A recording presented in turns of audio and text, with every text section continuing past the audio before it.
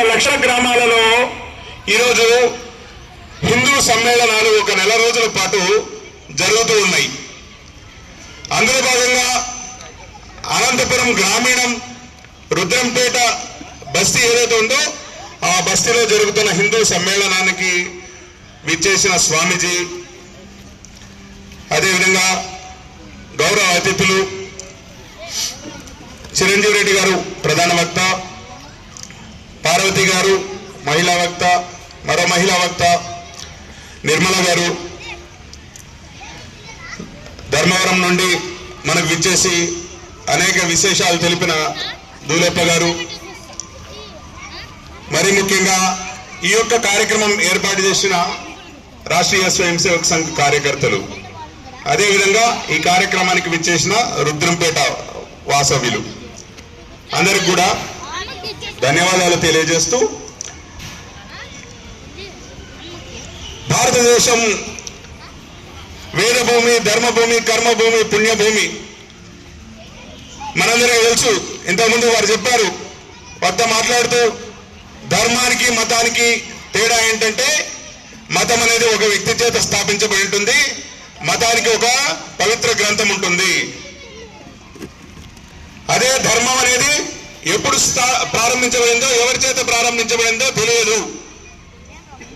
అనాది కాలం నుండి ఉన్న ధర్మం ఏదైతే ఉందో సనాతన ధర్మం, ఆ సనాతన ధర్మాన్ని పాటిస్తున్న మన హిందువులందరూ కూడా ఈ భారతదేశంలో పుట్టిన పుణ్యాత్ములు. కేవలం పుణ్యం ఉన్న కారణంగానే ఈ దేశంలో, ఈ గడ్డపైన, ఈ భరత భూమి పైన మనందరూ కూడా మానవ జన్మ లభించింది అనేది నిర్వివాద అంశం. ఇదో ఎంతో పుణ్యం చేసుకుంటే తప్ప ఈ యొక్క భారత భూమి పైన మనకు మానవ జన్మ లభించదు.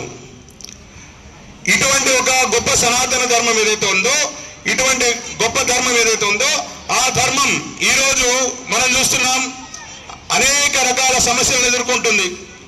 ఆ అనేక రకాల సమస్యలను ఎదుర్కొంటున్న కారణం ఏంటంటే ఈ దేశంలోకి అక్రమంగా చొరబడిన ఎడారి మతాలు ఏవైతే ఉన్నాయో ఆ ఎడారి మతాల యొక్క ప్రభావం కారణంగా, ఆ ఎడారి మతాల యొక్క దురాక్రమణల కారణంగా, ఆ ఎడారి మతాల యొక్క దురాగతాల కారణంగా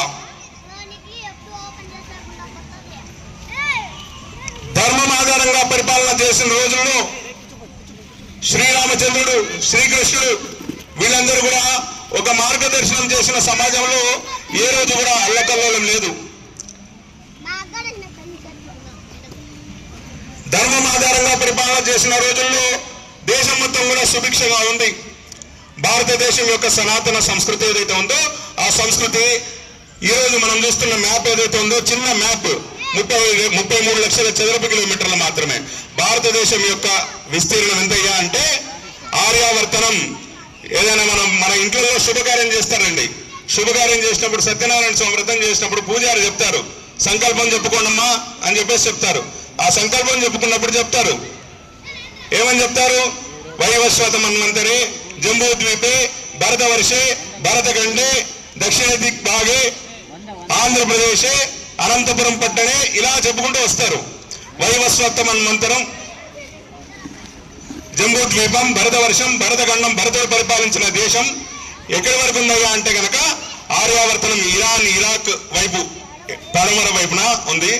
తూర్పు వైపున ఈరోజు చెప్పుకుంటున్న బంగ్లాదేశ్, మన దక్షిణాలలో ఏర్పడింది అటువంటి బంగ్లాదేశ్, బర్మా, మయన్మార్, సింగపూర్, అక్కడి వరకు మొత్తం కూడా భారతదేశం యొక్క సంస్కృతి ఉంది. ఈరోజు చూస్తున్న మ్యాప్ చాలా చిన్నది. మనం ఎందుకు ఆ మ్యాప్ అంత చిన్నగా అయిపోయింది? ఎంతో వైభవం ఉన్న భారతదేశం ఎందుకు అంత చిన్నగా మారిపోయింది? ఈ రాజులలో ఉన్న అనైక్యత, ఈ రాజుల్లో ఉన్న అనైక్యతను లేకపోతే సామ్రాజ్యవాద కాంక్షను ఆధారం చేసుకొని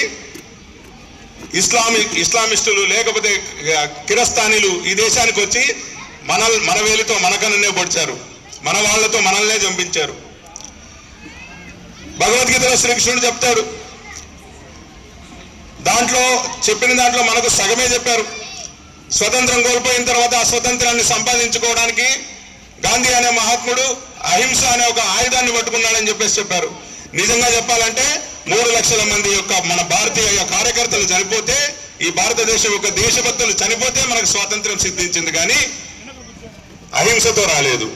చంద్రశేఖర్ ఆజాద్, భగత్ సింగ్ లాంటి చిన్న చిన్న పిల్లలు 23, 24, 25 సంవత్సరాల పిల్లలు ఉరికొమ్మల్ని ముద్దు ఆడి భారతమాత ఒడిలో ప్రాణాలు వదిలితే వచ్చిందమ్మా స్వాతంత్రం. పుట్టుక తప్ప మరణం తెలియని నేతాజీ సుభాష్ చంద్రబోస్ అనే ఒక వీరుడు, ఆ వీరుడి కారణంగా వచ్చిందమ్మా స్వాతంత్రం. ఝాన్సీ లక్ష్మీబాయి చిన్న వయసు పసిపిల్లవాడిని వీపున కట్టుకొని బ్రిటిష్ వాళ్ళని దునుమాడితే వచ్చిందమ్మా స్వాతంత్రం. కేవలం పాదయాత్రల ద్వారా రాలేదు, కేవలం ఉప్పు సత్యాగ్రహం ద్వారా రాలేదు, కేవలం శాంతి శాంతి అని చెప్పేసి చెప్తే రాలేదు.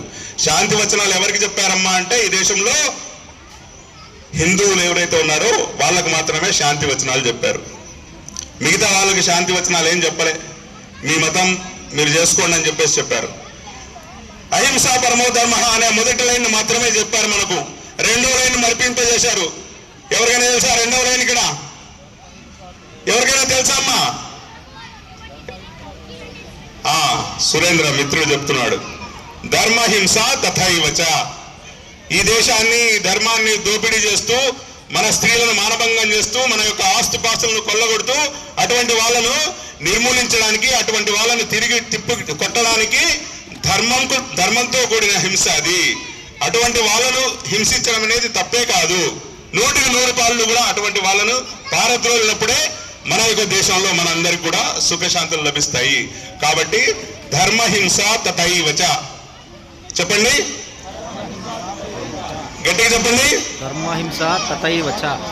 అహింస పరమో ధర్మ, ధర్మహింస తథైవచ. ధర్మహింస తథైవచ. మనం హిందువులందరూ కూడా స్వతహాగానే ఎవరికి హాని చేయం. భారతదేశం యొక్క స్వభావం అది. భారతదేశం ఎవరిపైన సొంతంగా దండెత్తలేదు. మనం చైనాను ఆక్రమణ చేసుకోలేదు, మనం పాకిస్తాన్ ఆక్రమించలేదు, మనం బంగ్లాదేశ్ను ఆక్రమించలేదు, మనం ఇంకో దేశాన్ని ఆక్రమించలేదు. అదేవిధంగా మన యొక్క కుటుంబ వ్యవస్థ కూడా మనం పక్కింటంతో ఆక్రమించుకోవాలని చెప్పేసి చూస్తామా? చూడం కదా. సహజంగా హిందువు యొక్క భావన, భారతీయుల యొక్క స్వభావం అది. అయితే మేము ఊరికే ఉన్నాం కదా, ఊరికే ఉన్నాం కాబట్టి మీరు వస్తే మాత్రం తప్పకుండా ముక్కలు ముక్కలుగా నరికేస్తాం. ఈ దేశంపైకి దండెత్తితే తప్పకుండా తిప్పి కొడతామని చెప్పేసి ధర్మహింస తథైవచ అనేది. ఈ రకంగా ఈ రెండో లైన్ ఏదైతే ఉందో ఆ రెండో లైన్ను మొత్తం యావత్ హిందూ జాతికంతా కూడా మరిపింపజేశారు. మనం ఏం చేయకూడదు, అహింస పరమ ధర్మ. చేతులు కట్టుకొని కూర్చోవాలి. వాడు వచ్చి కొడుతున్నా కూడా చేతులు కట్టుకొని పోవాలి, చేతులు కట్టుకొని కూర్చోవాలి. నీకేం చేయాలి? తప్పైతే పోలీస్ స్టేషన్కి పోయి కంప్లైంట్ ఇవ్వాలా. పోలీస్ స్టేషన్ పోయి కంప్లైంట్ ఇచ్చే లోపల ఇక్కడ జరిగే ఘోరం అంతా కూడా జరిగిపోయి ఉంటుంది. కాబట్టి ధర్మం కోసం చేసే హింస ఏదైతే ఉందో ఆ హింసను శ్రీకృష్ణ భగవానుడు 100% చెయ్యమనే చెప్పాడు. గుర్తుపెట్టుకోండి. ఇలా ఎన్నో హిందువులందరినీ కూడా మనం చూసి ఉంటాం. స్వతంత్రం వచ్చిన తర్వాత కుటుంబ నియంత్రణ ఆపరేషన్లు చేశారు. ఒక ఆయన ఇందిరాగాంధీ పుత్రుడు ఎవరికి చేశాడు కుటుంబ నియంత్రణ ఆపరేషన్లు? బొట్టు పెట్టుకున్న వాళ్ళు ఎవరైతే ఉన్నారో, మంగళసూత్రం ధరించే వాళ్ళు ఎవరైతే ఉన్నారో అటువంటి కుటుంబ సభ్యులను వెతికి కేవలం హిందువులను మాత్రమే, హిందువుల జనాభా తగ్గించడానికి పన్నిన కుట్ర అది. ఆ కుట్రలో భాగంగానే కుటుంబ నియంత్రణ ఆపరేషన్లు జరిగాయి. మరోవైపు ఇంకొక మతానికి ఆ లిమిట్ లేదు, ఎంతమందినైనా అనొచ్చు. వరాహ సంతానం మనకు తెలుసు.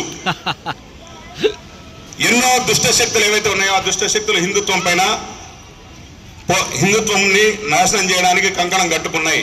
గుర్తుపెట్టుకోండి, రాష్ట్రీయ స్వయం సేవక్ సంఘకు సంబంధించి ఆ సంస్థ ఏదైతే ఉందో ఆ సంస్థ హిందూ ధర్మాన్ని ఈ భారత భూమి పైన పటిష్టపరచడానికి 100 సంవత్సరాలుగా ప్రయత్నం చేస్తూనే వస్తుంది. రాష్ట్రీయ స్వయం సేవక్ సంఘ్ గురించి టీవీలలో కావచ్చు, లేకపోతే ఇంకొక చోట కావచ్చు, లేకపోతే చర్చా వేదికల్లో కావచ్చు ఎవరైనా నిందలు వేస్తూ ఉంటారు. ఇది మతోన్మాద సంస్థ, లేకపోతే మతానికి సంబంధించిన సంస్థ, వీళ్ళు ఒక మతానికి సంబంధించి వాళ్ళని మాత్రమే క్షేమంగా చూస్తారని చెప్పేసి నిందలు వేస్తూ ఉంటారు. దీనికి సంబంధించి ఒక చిన్న ఉదాహరణ చెప్తాను. ఒక రాజు వేటకు పోయాడు. ఆ రాజు వేటకు పోతున్నప్పుడు మధ్యలో కాలవట్టం వచ్చింది, వాగట్టం వచ్చింది. వాగట్టం వచ్చిన తర్వాత దాటాలి. ఈయనేమో గుర్రం పైన ఉన్నాడు, అటువైపున ఒక వ్యక్తి ఉన్నాడు. ఏమో బాబు, ఈ వాగు దాటొచ్చా, నేను నా గుర్రం దాటుతుందా అని చెప్పేసి అంటాడు. లక్షణంగా దాటుతుంది స్వామి అని చెప్పేసి చెప్తాడు ఆ పక్కన ఉన్నవాడు. రాజు వెంటనే ఆ మాట నమ్మేసి దిగుతాడు, వాగులోకి దిగుతాడు. గుర్రం మునిగిపోతుంది, ఆయన కూడా మునిగిపోతున్నాడు. మళ్ళా వెనక్కి పోయాడు. ఏమయ్యా నిన్ను అడిగినాను కదా ఈ వాగు దాడొచ్చా లేదా అని చెప్పేసి అడిగినాను కదా అంటే ఆయన చెప్తాడు సమాధానం, ఏమో స్వామి నేను బాతులను కాసేవాడిని, నా బాతులు రోజు ఒక 4 సార్లు ఈ కోస నుంచి ఆ కోసకు, ఆ కోస నుంచి ఈ కోసకు పోతూనే వస్తాయి. చిన్న బాతే కదా, ఇటువైపు నుంచి అటువైపు దాటుకుంటుంది, అటువైపు నుంచి ఇటువైపు దాటుకుంటుంది. నువ్వు పెద్ద గుర్రము, నువ్వేమో ఇంకా హైట్ ఉన్నావు, 6 అడుగులు ఆజాను బాగునివి, మీరు దాటుకోలేరు ఆ వాగును అని చెప్పేసి చెప్పినానని చెప్పేసి చెప్తాడు. వాడికేం తెలుసు అది. అట్లనే ఆర్ఎస్ఎస్ గురించి మీకు తెలియాలి అంటే, నిజాలు తెలియాలంటే ఆర్ఎస్ఎస్ వ్యక్తులనే అడగాలి. కానీ ఎవడో కమ్యూనిస్టునో లేకపోతే కాంగ్రెస్ వాడినో లేకపోతే ఇంకొక మతం వాడిని, పరాయి మతం వాడినో, ఈ నాస్తికున్నో అడిగితే అబద్ధాలే చెప్తారు, నిజాలు చెప్పరు ఎప్పుడు కూడా.